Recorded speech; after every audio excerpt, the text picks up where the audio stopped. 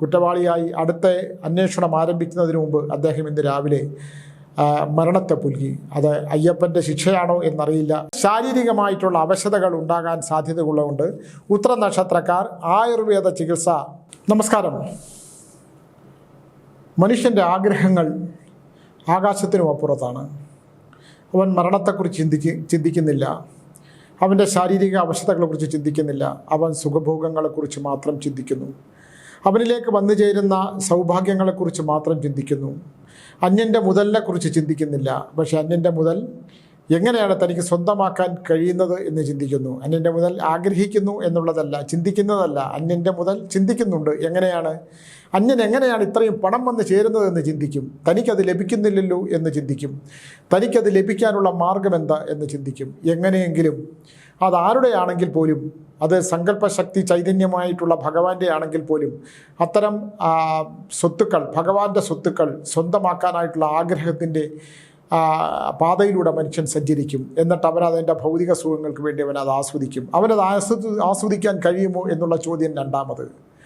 ആസ്വദിക്കാൻ കഴിയില്ല എന്നുള്ളൊരു സത്യമാണ് ഏറ്റവും പ്രധാനം. ഈ അടുത്ത കാലത്ത് ഞാനിത് പറയാനുള്ളൊരു കാരണം, ശബരിമല കൊള്ളക്കേസുമായിട്ട് ബന്ധപ്പെട്ടിട്ട് മുരാരി ബാബു എന്ന് പറയുന്ന ഒരു നായർ പ്രമാണി, ചങ്ങനാശ്ശേരിയിലുള്ള ഒരു നായർ പ്രമാണി ഇന്ന് മരണപ്പെട്ടു. അദ്ദേഹം വളരെക്കാലം ജയിലിലായിരുന്നു. അദ്ദേഹം പ്രഗത്ഭനായ ഉദ്യോഗസ്ഥനായിരുന്നു. അദ്ദേഹം പോലീസ് ഡിപ്പാർട്ട്മെൻറ്റിലായിരുന്നു. അവിടുന്ന് അദ്ദേഹം മാറി. എന്തൊക്കെയാണെങ്കിലും അദ്ദേഹം ഒരു ദേവസ്വം ബോർഡിൻ്റെ ഒരു വലിയ ഉദ്യോഗസ്ഥനായിട്ട് മാറിയതിനു ശേഷം കൊട്ടാര സദൃശ്യമായിട്ടുള്ള കെട്ടിടങ്ങൾ പണിതു എന്നൊക്കെ ഉള്ള വാർത്തകൾ വന്നു. അദ്ദേഹം ജയിലിൽ കിടന്നു.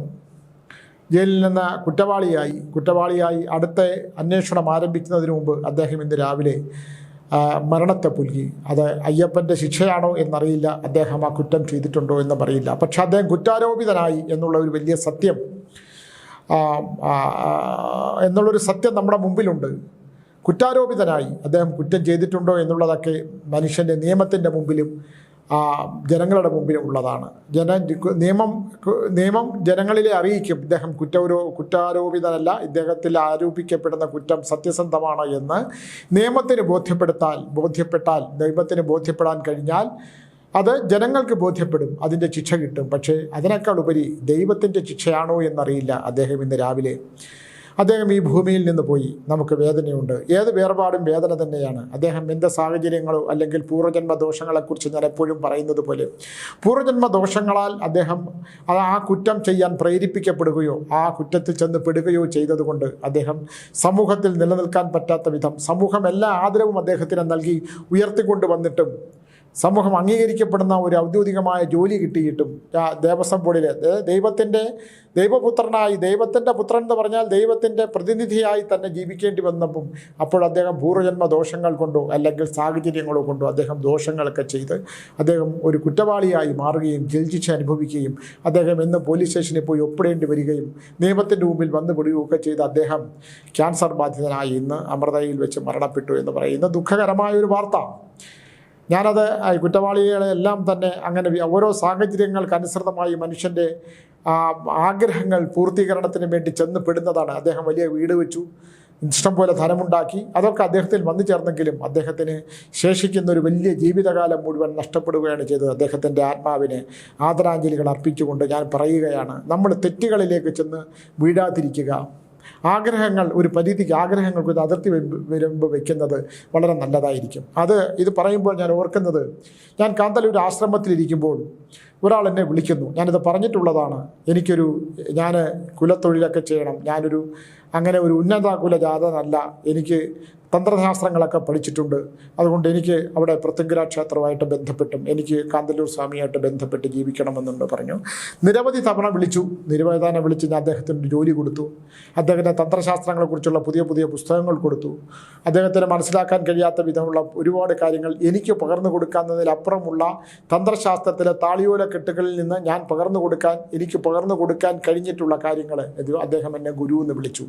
അദ്ദേഹത്തിന് എന്നെക്കാൾ കൂടുതൽ അറിവൊക്കെ ഉണ്ടാകും, പക്ഷേ അദ്ദേഹം എന്നെ ഗുരു എന്ന് വിളിച്ചത് എൻ്റെ പ്രായം കൊണ്ട് മൂത്തത് കൊണ്ടായിരിക്കുമെന്ന് ഞാൻ വിചാരിക്കുന്നു.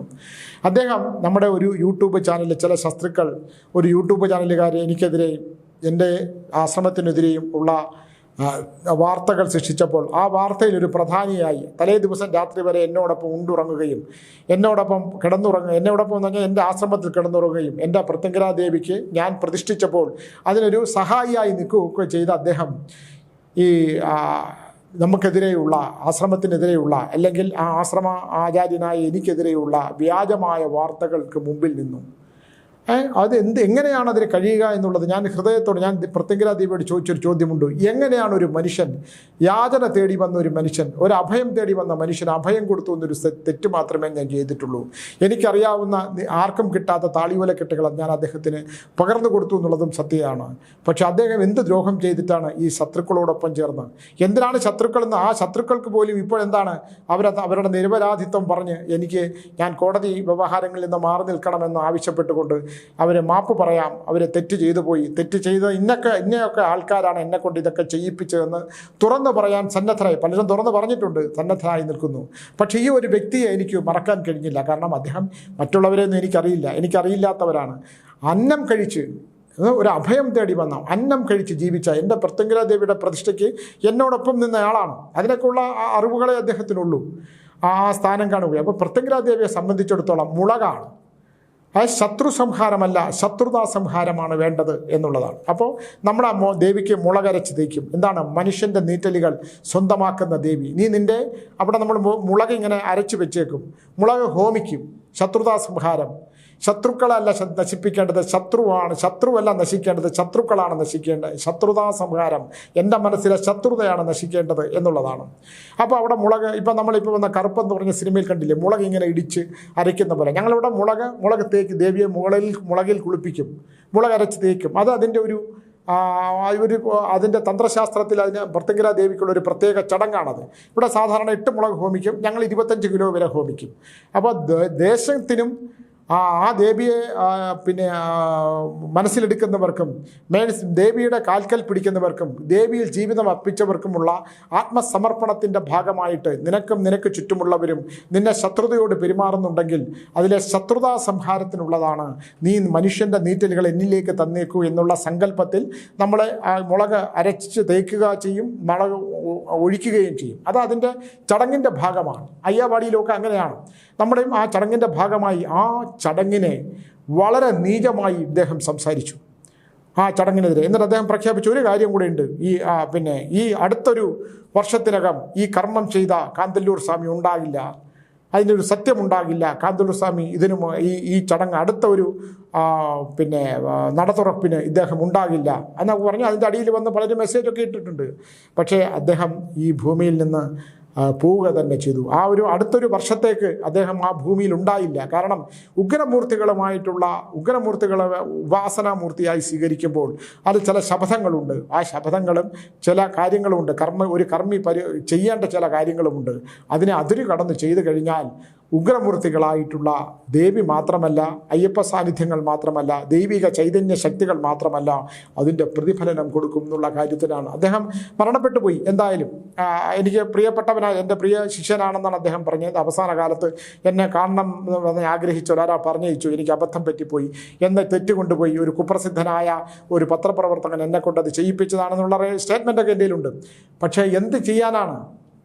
ആ വിധി അദ്ദേഹം ഇരന്നു വാങ്ങി. അപ്പോൾ ദൈവമില്ല എന്ന് പറയുന്നവർക്കും ദൈവഹിതമില്ലാത്ത കാര്യങ്ങൾ ചെയ്യുന്നവർക്കും ഈശ്വരൻ കൊടുക്കുന്ന ശിക്ഷയുണ്ട്. നമ്മളൊക്കെ ഈശ്വരനെ വിശ്വസിക്കുന്നവരാണ്. അങ്ങനൊരു ചൈതന്യ ശക്തിയുണ്ട്. അതൊരു സങ്കല്പമാണ്. ഈശ്വരൻ എന്ന് പറയുന്നത് സങ്കല്പം തന്നെ ആയിക്കോട്ടെ, അതിനൊരു ശക്തിയുണ്ട് എന്ന് പറയുന്നൊരു യാഥാർത്ഥ്യം. രണ്ടുപേരുടെയും വേർപാടിൽ ഞാൻ ഇദ്ദേഹത്തിൻ്റെ എൻ്റെ ശിഷ്യനെന്നറിയപ്പെട്ടിരുന്ന എൻ്റെ കാന്തല്ലൂർ ആശ്രമം നശിപ്പിക്കാൻ നിന്ന വേർപാടിൽ എനിക്ക് വേദനയില്ല. കാരണം ഞാൻ വേദനിച്ചിട്ട് കാര്യമില്ല. അദ്ദേഹം ഇരന്നു വാങ്ങിയ മരണമാണ്. അയ്യപ്പനോട് കാണിച്ച നീതികേടുണ്ടെങ്കിൽ അദ്ദേഹത്തിന് രോഗം നമ്മളെല്ലാം രോഗികളാണ്. എല്ലാ മനുഷ്യരും തന്നെ, എല്ലാ മനുഷ്യ ശരീരം രോഗമാണ്. അത് അവൻ്റെ കർമ്മങ്ങൾക്കനുസരിച്ച് വന്നുകൊണ്ടേയിരിക്കും. അതിനകത്ത് യാതൊരുവിധ സംശയവുമില്ല. പിന്നെ ശരീരം എന്ന് പറയുന്നത് ഞാൻ എപ്പോഴും പറയുന്ന പോലെ നശിച്ചു പോകുന്നതാണ് ശരീരം. നമ്മൾ ഓരോ നിമിഷവും നമ്മൾ നശിക്കുകയാണ് എന്ന് പറയുന്നൊരു സത്യം. നമുക്കൊരിക്കലും നന്നാകുക എന്ന് പറയുന്നത് എന്താണ്? ധനമുണ്ടായി നന്നാകുക എന്നുള്ളതല്ല. ഒരാൾ നല്ല വീട് വയ്ക്കുന്നത് നന്നാകുന്നതാണ്. പക്ഷേ അവൻ്റെ ശരീരം നന്നാക്കുക കാണുക എന്നുള്ളത് എന്താണ്? അവൻ കുറേ ഭക്ഷണം കഴിച്ചുകൊണ്ട് അവൻ്റെ ശരീരം നന്നാവുമോ? ഒരിക്കലും നന്നാവില്ല.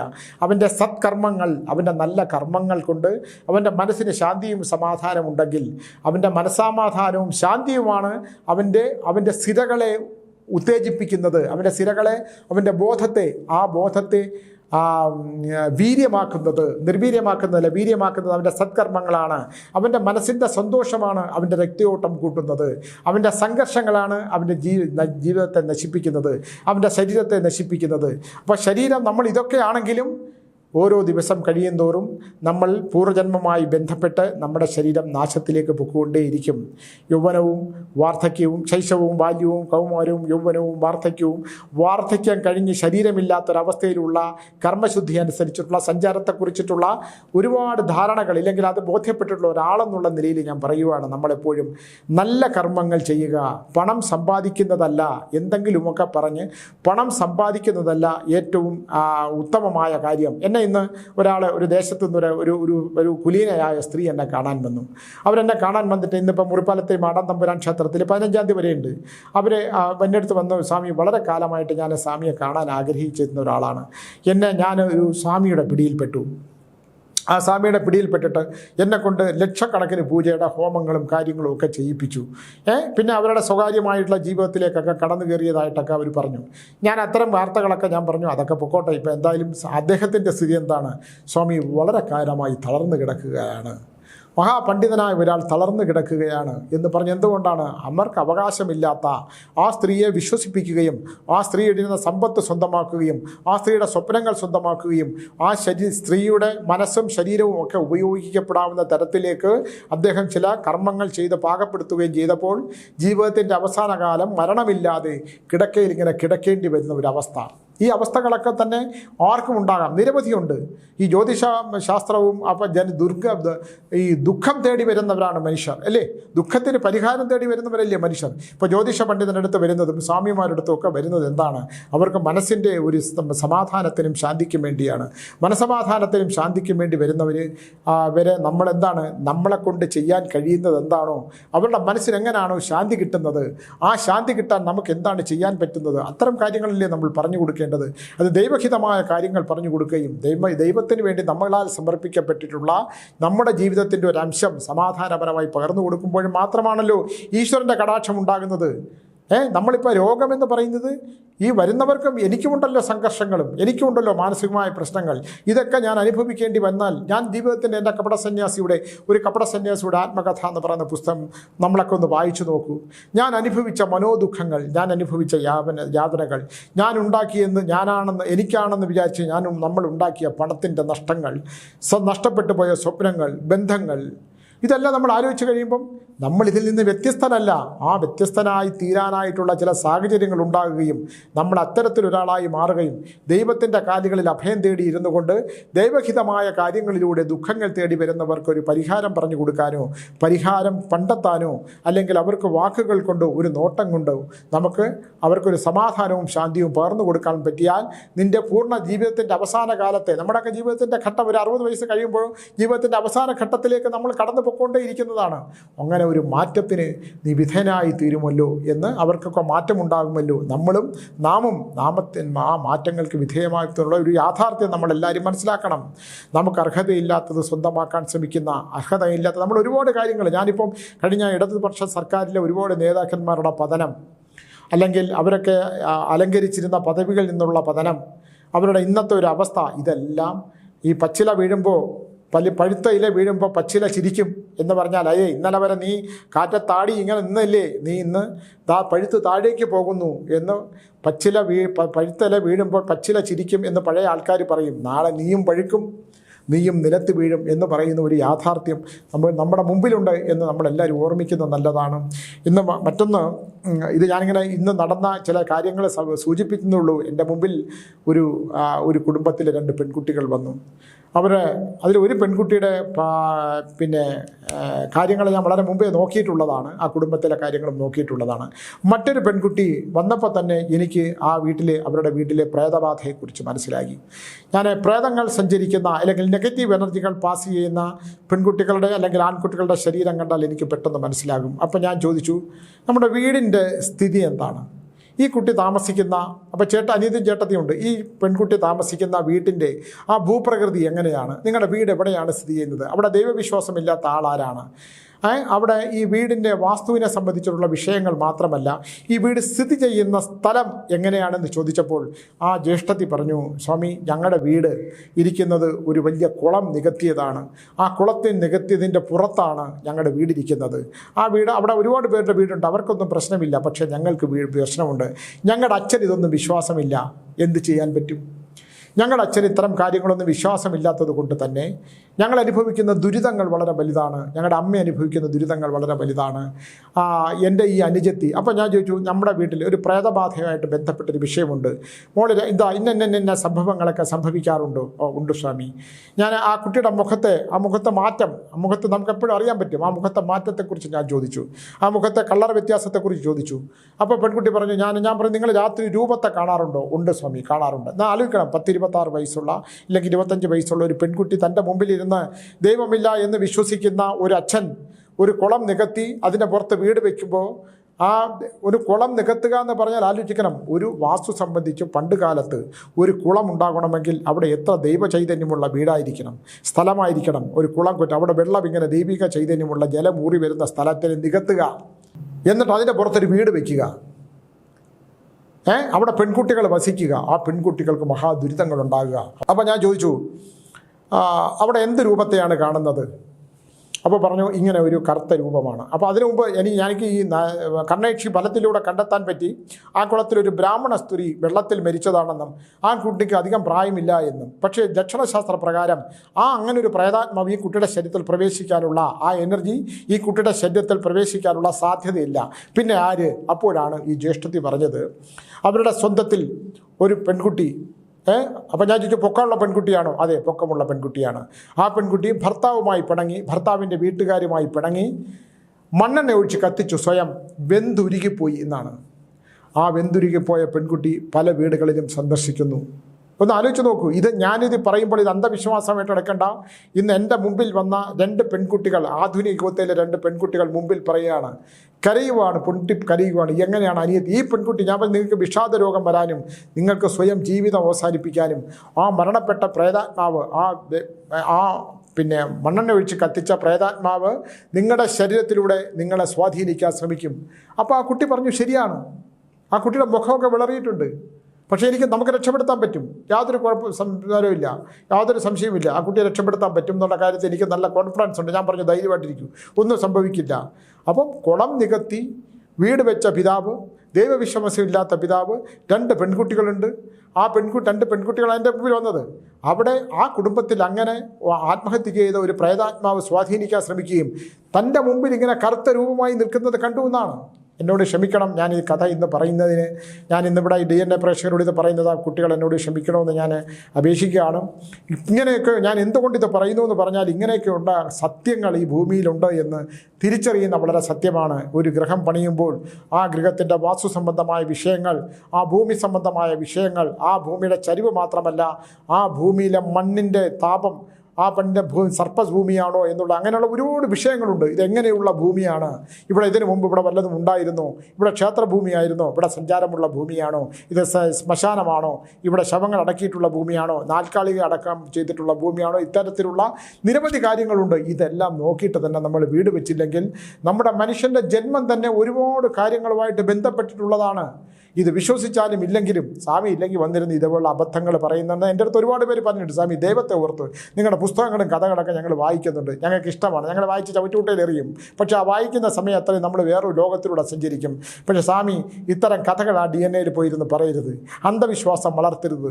ഇത് അന്ധവിശ്വാസമല്ല എന്നുള്ളത് എൻ്റെ പ്രിയപ്പെട്ട പ്രേക്ഷകരോട് ഞാൻ പറയുന്നതാണ്. എനിക്ക് ബോധ്യപ്പെട്ടിട്ടുള്ള സത്യങ്ങളാണ്. ഇത് ആരെയും ബോധ്യപ്പെടുത്താൻ ഞാൻ ശ്രമിക്കാറില്ല. എനിക്ക് ബോധ്യപ്പെട്ടിട്ടുള്ളത് ഞാൻ പറയുന്നു എന്നുള്ളതേ ഉള്ളൂ. ഇത്തരത്തിലുള്ള സത്യങ്ങൾ നമ്മൾ തിരിച്ചറിയേണ്ട ഒരു ആവശ്യകത ഉള്ളതുകൊണ്ടും നിങ്ങൾ ശ്രദ്ധിക്കേണ്ടതുള്ളതുകൊണ്ടും, ദൈവമുണ്ടെങ്കിൽ പിശാചുമുണ്ട്, നെഗറ്റീവ് ഉണ്ടെങ്കിൽ പോസിറ്റീവ് ഉണ്ട്. ഒരു ബൾബ് കത്തണമെങ്കിൽ ഒരു പീസ് മാത്രം മതിയോ? നെഗറ്റീവ് കൂടെ വെച്ചാലല്ലേ കത്തുള്ളൂ. അതേപോലെ നമുക്ക് ചുറ്റും നമ്മൾ സഞ്ചരിക്കുന്ന മേഖലകളിൽ, നമ്മൾ ജീവിക്കുന്ന സാഹചര്യങ്ങളിലെല്ലാം ഇത്തരത്തിലുള്ള നെഗറ്റീവും ഉണ്ടെന്നുള്ളൊരു സത്യം കൂടെ നമ്മൾ മനസ്സിലാക്കുന്നുള്ളൊരു യാഥാർത്ഥ്യം ഞാൻ പറയുകയാണ്. പ്രേതബന്ധങ്ങൾ, മരണാനന്തര ശേഷമുള്ള ജീവിതത്തിൽ വെള്ള സാരിയും എടുത്ത് പൊട്ടിച്ചിരിച്ച് കൂർത്ത പല്ലുകളുമായിട്ട് നടക്കുന്നതല്ല. ആ ഒരു ധൂമപടലത്തിൻ്റെ സാന്നിധ്യം, ആ പ്രതികാരം കൊണ്ട് അഗ്നിയായി മാറുന്ന ധൂമപടലങ്ങളായി മാറുന്ന പ്രേതാത്മാക്കൾ ആരുടെ ശരീരത്തിലും നെഗറ്റീവായിട്ട് ശക്തിയായിട്ട് കയറാം. അതുകൊണ്ട് ഇതില്ല എന്ന് നിങ്ങൾ കരുതണ്ട, ഇതുണ്ടെന്നുള്ളൊരു യാഥാർത്ഥ്യം ഞാൻ നിങ്ങളെ അറിയിക്കുകയാണ്. അതുകൊണ്ട് ശ്രദ്ധിക്കണം. ഇത്തരത്തിലുള്ള വിശ്വസിക്കുന്നവർക്ക് വിശ്വസിക്കാം, ഇല്ലാത്തവർക്ക് ഇത് വെറുതെ കളയാം. ഈശ്വരൻ എന്നൊരു ശക്തി നിങ്ങൾ വിശ്വസിക്കുന്നുണ്ടെങ്കിൽ നിങ്ങൾ പിശാചുണ്ടെന്നൊരു ശക്തിയുണ്ടെന്ന് നിങ്ങൾ വിശ്വസിക്കണം. മോക്ഷപ്രാപ്തി കിട്ടാതെ പകയോടുകൂടി വെന്തുരുകി എരിഞ്ഞടങ്ങിയ പകയോടുകൂടി എരിഞ്ഞടങ്ങിയ ഏതു മനുഷ്യജീവനും പ്രേതാത്മാവായിട്ട് അലയുമെന്നുള്ള കാര്യത്തിനും ആ പ്രേതാത്മാവായിട്ട് അലയുന്നവർ ദുർബലമായ ശരീരത്തിലും മനസ്സ് തകർന്നു നിൽക്കുന്ന ശരീരത്തിലും ഒരു പ്രത്യേക സാഹചര്യത്തിൽ ജനിച്ച ഹോർമോൺസുള്ള ശരീരത്തിലൂടെ പ്രവേശിക്കുകയും അത് അവരുടെ കർമ്മ പൂർത്തീകരണം എന്താണോ അവർക്ക് പൂർത്തീകരിക്കാനുള്ളത് ആ കുടുംബമായിട്ട് ബന്ധപ്പെട്ട് ആഗ്രഹ പൂർത്തീകരണം നടത്തുന്നുള്ളൊരു യാഥാർത്ഥ്യം കൂടെ മനസ്സിലാക്കിക്കൊണ്ട് ഉത്രം നക്ഷത്രത്തെക്കുറിച്ചാണ് എനിക്ക് പറയാനുള്ളത്. അടുത്ത നക്ഷത്രം ഉത്ര നക്ഷത്രത്തെക്കുറിച്ച് പറയുകയാണെങ്കിൽ ഉത്ര നക്ഷത്രക്കാർക്ക് അനുകൂലമായ സാഹചര്യങ്ങളുണ്ട്, ദൈവികമായിട്ടുള്ള അനുഗ്രഹങ്ങളുണ്ട്.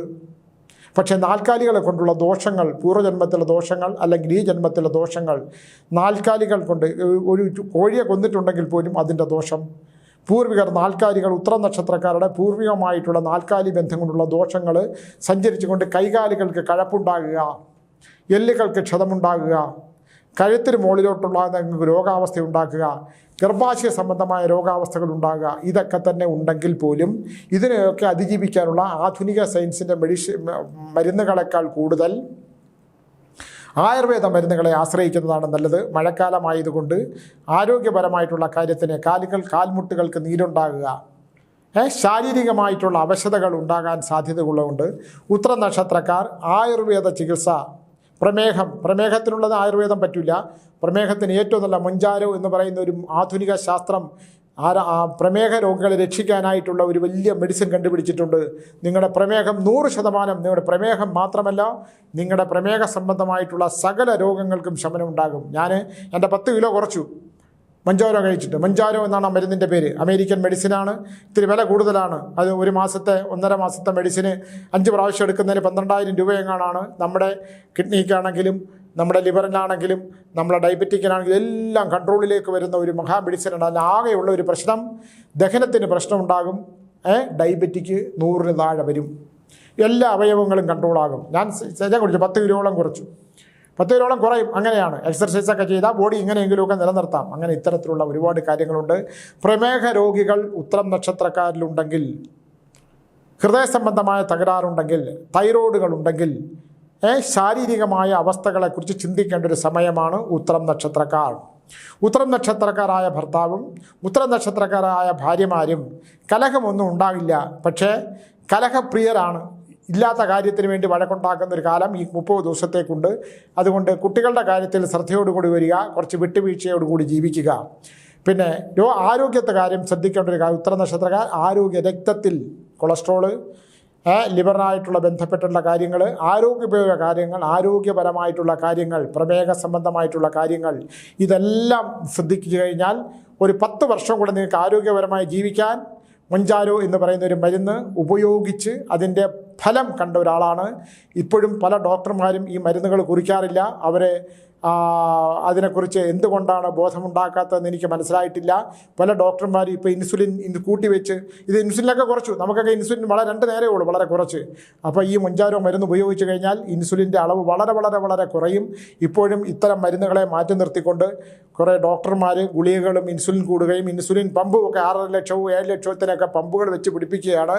നമ്മുടെ ശരീരത്തിൽ ഇൻസുലിൻ കുത്തി നിറയ്ക്കുന്ന മരുന്നിന് പകരം ശാസ്ത്രം ഗവേഷണം നടത്തി പുരോഗമിച്ച് കൊണ്ടുവന്ന ഈ മൊഞ്ചാരോ എന്ന് പറഞ്ഞ മരുന്ന് ഉപയോഗിക്കാൻ പറഞ്ഞുകൊണ്ട് ഉത്തരം നക്ഷത്രക്കാർക്ക് പ്രമേഹമുണ്ടെങ്കിൽ ആ മരുന്ന് നിങ്ങൾ ഉപയോഗിച്ചിട്ട് ശരീരത്തിനെ ഉത്തമമാക്കണമെന്ന് പറഞ്ഞുകൊണ്ട് നിർത്തുന്നു. നന്ദി, നമസ്കാരം.